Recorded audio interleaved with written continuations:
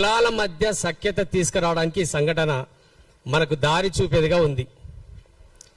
ఎందుకంటే మీకు తెలుసు, ఈ తెలంగాణలో అత్యధిక జనాభా ఉన్నటువంటిది, అత్యంత వెనుకబడిన, విద్యకు నోచుకొని వజ్రోత్సవాలు జరుపుకుంటున్న ఈ తరుణంలో సైతం విద్యా హక్కు కొరకు పోరాటం చేస్తున్నటువంటి కమ్యూనిటీ ఏదైనా ఉందంటే అది ముదిరాజ్ కమ్యూనిటీ. ఏదైతే ముదిరాజ్ కమ్యూనిటీ ఉందో, ముదిరాజ్ కమ్యూనిటీకి అనేక సంఘాలు ఉన్నాయి. కానీ విద్యార్థులు చదువుకోవడానికి హాస్టల్ లేదు, ఉండడానికి వసతి లేదు, సమావేశాలు నిర్వహించుకోవడానికి స్థలం లేనటువంటి పరిస్థితి. ఈ సందర్భంలో తెలంగాణ వచ్చిన తర్వాత గౌరవనీయులు కల్వకుంట్ల చంద్రశేఖరరావు గారు ఆత్మగౌరవ భవనాలంటూ మనకు కోకాపేటలో విలువైన భూమిని మనకు ప్రసాదించండి అని చెప్పి మా కుల సంఘ నాయకులు గత 2018 నుంచి నేటి వరకు కూడా అది సాధించడానికి మేము ఎంతో కష్టపడ్డాం. అది వేల కోట్ల రూపాయల విలువ చేస్తుంది అని చెప్పి మభ్యపెట్టుతూ కాలయాపన చేస్తున్న క్రమంలో మాకు అరే నిజంగా ఇంత పెద్ద మంచి విలువైన భూమి మరి ఎందుకు మనము దాన్ని అక్కడ మనం కట్టుకోలేకపోయినాం ఆత్మగౌరవ భవనాన్ని, మరి 5 కోట్ల ఆ రోజు ఇచ్చింది కదా ప్రభుత్వం అని చెప్పి జాన్ ముదిరాజ్ అనే యువకుడు, తర్వాత మా శివ ముదిరాజ్ లాంటి వాళ్ళతో కలిసి ఒకసారి కోకాపేటలో చూద్దాం మరి ప్లేస్ ఏముందా అని చెప్పి చూడడానికి పోయినాం. మేము చూస్తే ఒకవైపు మాత్రమే కాంపౌండ్ వాల్ ఉంది. దానికి కూడా గౌరవనీయులు బండ ప్రకాష్ గారు ఒక కులంలో కులం పేరు చెప్పుకొని కులం పేరు మీద కులం వైపు నుంచి ఒక గౌరవప్రదమైనటువంటి పదవి పొందినటువంటి ఒక నాయకుడు తను రాజ్యసభ సభ్యుడిగా ఉన్న కాలంలో 1 కోటి రూపాయలు కేటాయించడం, దాంట్లోంచే కొంత ఖర్చు పెట్టి ఒకవైపున కాంపౌండ్ వాల్ మాత్రమే నిర్మించడం జరిగింది. సరే, ఇక్కడ ఒక ముదిరాజుల నిజంగా ముదిరాలకు మాత్రమే ఇంత అద్భుతమైన స్థలము మాకు చంద్రశేఖరరావు గారు ఇచ్చారా అని చెప్పి మేము పరిశీలిస్తున్న క్రమంలో దానికి బ్యాక్ సైడే కురువ దొడ్డి కొమరయ్య భవనం చాలా సర్వాంగ సుందరంగా మాకు కళ్ళకు కనబడుతూ ఉంది. అరే ఏందబ్బా ఇది ఇంత మంచి భవనం ఎట్లా పూర్తయింది, మరి వీళ్ళ దగ్గర అంటే కొంచెం జ్ఞానం ఉంది కాబట్టి వీళ్ళు సక్సెస్ అయినట్టున్నారు అని చెప్పే ఉద్దేశంతో ఆ భవనం వద్దకు వెళ్ళడం జరిగింది. చూస్తే 14/12/2024 నాడు గౌరవ ముఖ్యమంత్రి రేవంత్ రెడ్డి గారు ఆ భవనాన్ని ప్రారంభోత్సవం చేశారు. అంటే దాదాపుగా 15-16 నెలలు అయిపోయింది ప్రారంభోత్సవం చేసి కూడా. చూస్తే లోపలంతా శిథిలావస్థ. మరి ఇంత పూర్తిగా భవనం మరి ఎందుకు అంటే కాంగ్రెస్ గవర్నమెంట్ 23లో వచ్చింది డిసెంబర్ నాటికి అక్కడ ప్రారంభోత్సవం జరిగింది. ఇప్పుడు కూడా దానిలో ఎందుకు విద్యార్థులు లేరు అని చెప్పి మేము చూసాం. తీరా చూస్తే మనకు అర్థమైంది ఏంటంటే నాకు తెలిసి 23 నాటికి ఆ భవనం పూర్తయి ఉంటుంది. 23 డిసెంబర్ నాటికి ఆ భవనం పూర్తయి ఉంటుంది. అక్కడ ఖర్చైన లెక్కలు చూస్తే 5,95,00,000, 6 కోట్లతోని 3 అంతస్తుల భవనం పూర్తయింది.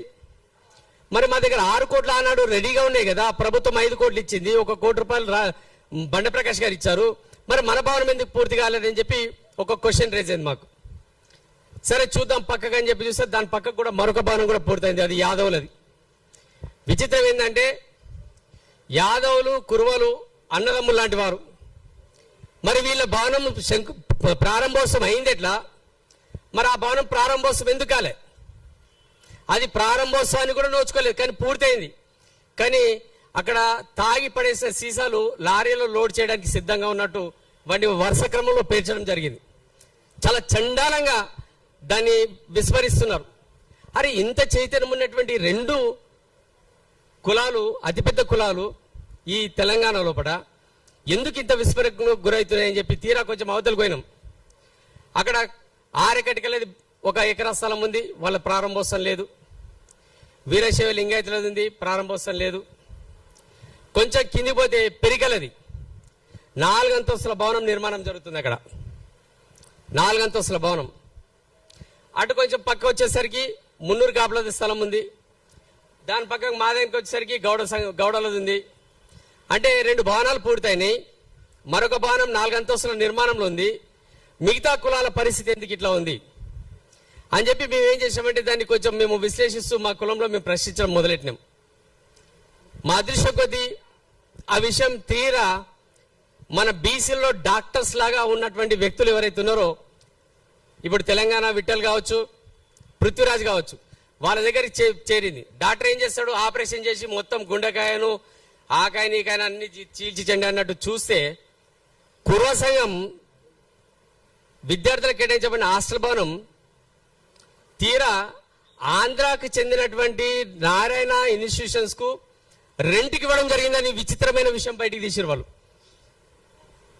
ఇది చాలా ఆశ్చర్యం. ఇది అరే ఏంది, మనము చదువుకోవద్దా, మన పిల్లలు చదవద్దా బీసీ లోపల?